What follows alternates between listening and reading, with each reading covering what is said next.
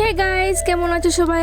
সবাই ভালো আছো? আমিও ভালো আছি। আমি এসেছি আজকে দিদির বাড়িতে। দিদির বাড়িতে ছিল দিদির দেওয়ারের বিয়ে ছিল, তার জন্য চলে এসেছি। আর এখানে দেখো দিদি বসে বসে ঘট রেডি করছিল, তারপর কুলো রেডি করছিল, কারণ আগের দিন রাতের বেলা গঙ্গা নিমন্ত্রণ করতে যেতে হয়, তার জন্য এখানে সবাই গঙ্গা নিমন্ত্রণ করার জন্য বেরিয়ে পড়েছিল। সেই যে কুলো আর ঘট রেডি করেছিল, সেই ঘট আর কুলো, যেহেতু বিয়ের আগের দিনের ভিডিও এটা, আর বাড়ির পেছন সাইডে গিয়েছিলাম আমরা জল ভরতে, তার জন্য একটু অন্ধকার অন্ধকার ছিল, যত লাইটিং ছিল সব সামনের দিকে ছিল। আর আমরা গঙ্গা নিমন্ত্রণ করতে একটু পিছন সাইডে গিয়েছিলাম, কারণ পিছন সাইডে একটা জল আনা হবে। গঙ্গা তো গঙ্গাই হয়, জল তো জলই হয়, সেটা কল থেকে আনা হোক বা কুয়ো থেকে আনা হোক বা যে কোনো বড় পুকুর থেকে আনা হোক, জল তো জলই হয়, সেখান থেকে নিমন্ত্রণ করা হবে। আর এখানে দেখো কলকে স্নান করানো হচ্ছে, তারপরে ধূপকাঠি প্রদীপ দেখানো হবে, তারপর প্রসাদ দেওয়া হবে, তারপর এখান থেকে জল ভরে নিয়ে তারপর বরকে স্নান করানো হবে। আমরা খুব এনজয় করেছি, কিন্তু খুব ডান্স করেছি। কি কি নিয়ম ছিল আমি তো সব জানি না, শুধু আমি অল্প অল্প করে ভিডিও করে রেখে দিয়েছি তোমাদেরকে। এর আগের দিন এত তুফান এত বাতাস ছিল, কি আর বলবো, প্রদীপ জ্বলছিলই না, কোনো মতেই প্রদীপ জ্বলছিল না, শুধু প্রদীপটা নিভেই যাচ্ছিল। অনেক কষ্ট করার পর কিন্তু প্রদীপটা সুন্দর করেই জ্বলেছে। তারপর এখানে বাতাস দিয়ে তারপর এখান থেকে ঘটিতে জল ভরা হয়। জল ভরা হলে তারপর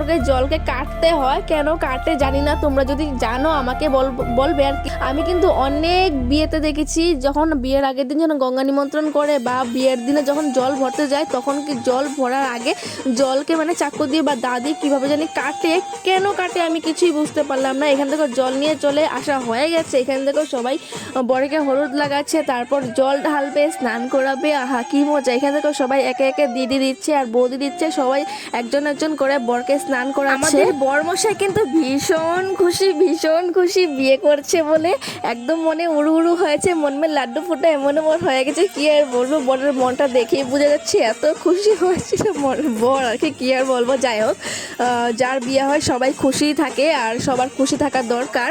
আজকে একদম বরকে হলুদ লাগিয়ে একদম সুন্দর করে সাজিয়ে দেওয়া হবে, একদম যাতে চকচক করে বিয়ের দিন। যে যেভাবে পারছে সবাই আশীর্বাদ করছে, সবাই হলুদ দিচ্ছে। এখান থেকে হলুদ দেওয়া শেষ হয়ে গেছে, তারপর এখানে নাপিত এসে, শুধু জানি না নাপিতের কর্ম কি, শুধু এইভাবে একটু একটু ছোঁয় তারপর কাজ শেষ হয়ে গেল।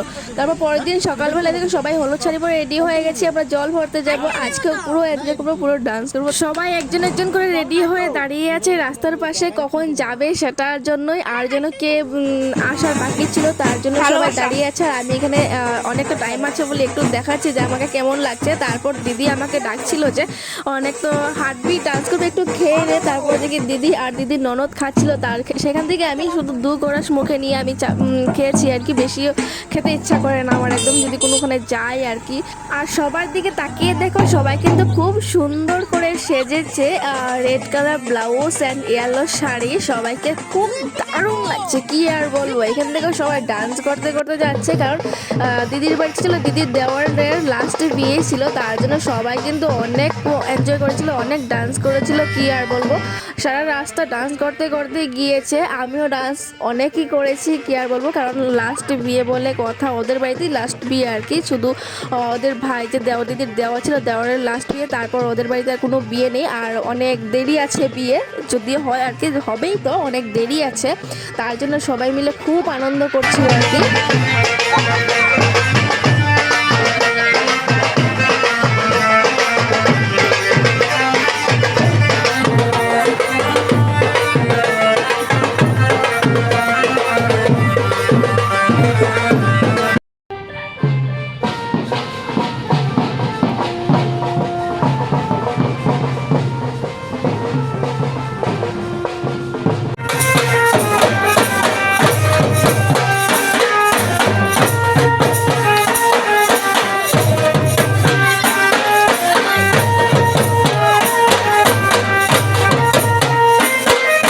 জল ভরে ঘরে আসার পর দেখি আমার মামা আর একজন জিজু যাচ্ছে মেয়ের বাড়িতে সোনা কাপড় নিয়ে, কারণ সোনা কাপড় করা হয়নি। সো গাইস, আজকের ভিডিওটা এতটুকুই ছিল, আশীর্বাদের ভিডিও ছিল এটা। তো কাল আবার আমি আপলোড দেব বিয়ের ভিডিও এন্ড বউ হাতে রিসেপশন। তো আজকের জন্য টাটা, বাই, লাভ ইউ।